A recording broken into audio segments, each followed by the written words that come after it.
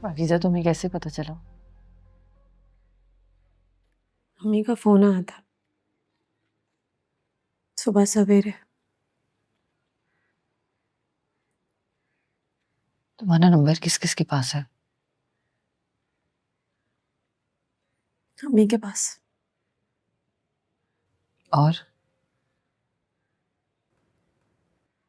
फराज।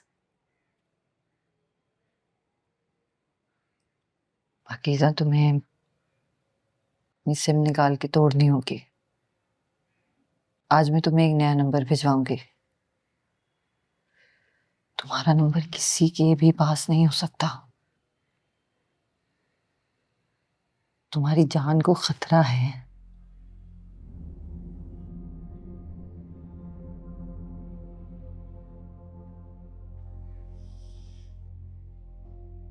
अच्छा चलो, मुझे बताओ अब आगे क्या करना है?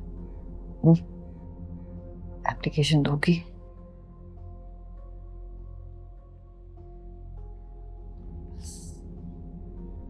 पता नहीं।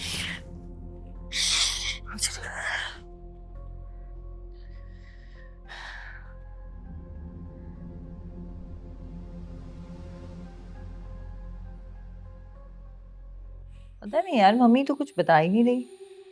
मैंने पूछा उनसे पाकीज़ा कहाँ है, लेकिन नहीं, वो तो कुछ और ही बातें कर रही थी। केबल वाले ने उनकी केबल तोड़ दी है, तो मैं उसके यहाँ पुलिस भिजवा दूँ। दूध वाले की भैंस मर गई है, पता नहीं क्या। मैं तो डर के बैठा हूँ पाकीज़ा कहीं आ ही ना जाए एप्लीकेशन फाइल करने। पता नहीं तुमने उसको फेमिनिज्म के कौन से जज्बाती और तूफानी लेक्चर दिए होंगे। उसने परवाह ही नहीं करनी कि उसकी माँ उसकी ऑनर किलिंग प्लान करके बैठी है, उसके भाई उसको गलियों में असले के साथ ढूंढ रहे हैं, और उसके बाप ने तो अच्छी खासी खुदकुशी की प्रैक्टिस कर ली है। तुम्हारी इनसेंसिटिविटी की कोई हद है? तुम्हारे लिए ये सब कुछ मजाक है? भाई मजाक तो ये है कि हम उसको मम्मी के घर छुपाकर महफूज समझ रहे हैं। हमें लगता है हमने उसको प्रोटेक्ट कर लिया है। मैं तो सोचता हूँ वो ना ही आए, चली जाए फराज के साथ। हम फंड भी कर देते हैं, उनको किसी और शहर में सेटल करवा देते हैं, फराज को नौकरी भी दिलवा देंगे, फिर रहे हंसी खुशी। तुम्हें पता है, तुम एक बहुत ही अनोइंग कुलीग हो, एक बहुत ही डिस्करेजिंग फ्रेंड हो, और एक बहुत ही बुज़दिल इंसान हो। Thanks for the compliments. तुम्हें एक रियलिस्टिक आदमी हमेशा बुज़दिल ही लगेगा। तुम्हें क्या लगता है कि इतना बड़ा हादसा होने के बाद फराज और पाकीज़ा के लिए बहुत आसान है, हंसी खुशी जिंदगी गुजार लेंगे वो लोग? लेवल ऑफ ट्रॉमा क्या है तुम्हें पता है? तो ट्रॉमा का इलाज है ना। सुंबल से कहो अपने मेंटल वेलबींग सेंटर से मुफ्त इलाज करवा दे। फिर भी मसला हल नहीं होता तो समिया कैन हेल्प।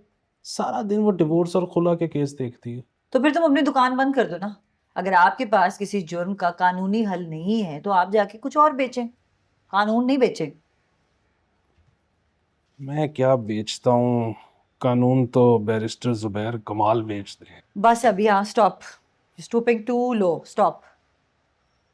भाई तुम इतनी ज़्यादा ऑब्सेस्ड हो पाकीज़ा के केस से कि तुम्हें उसके साथ जुड़े मसाइल और थ्रेट्स नज़र ही नहीं आ रहे। This is a very complex situation. तो मैं एक वकील हूँ, उस हैसियत से मेरा काम है कि मैं कॉम्प्लेक्स और कॉम्प्लिकेटेड केसेस को हल करूं, और मैं करूंगी इंसाफ के साथ, कानून के साथ।